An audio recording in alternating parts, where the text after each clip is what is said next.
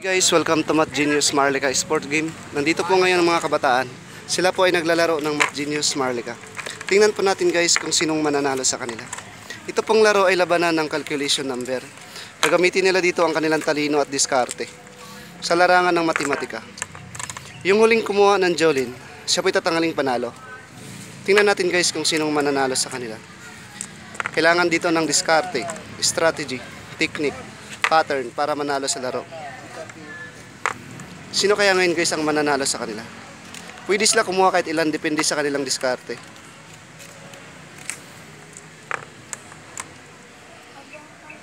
Sino kaya ngayon guys ang mananalo sa kanila?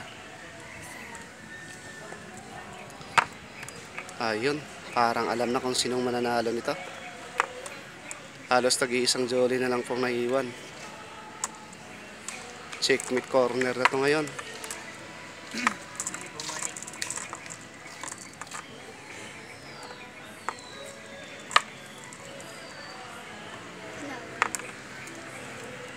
Panalo si Grisha.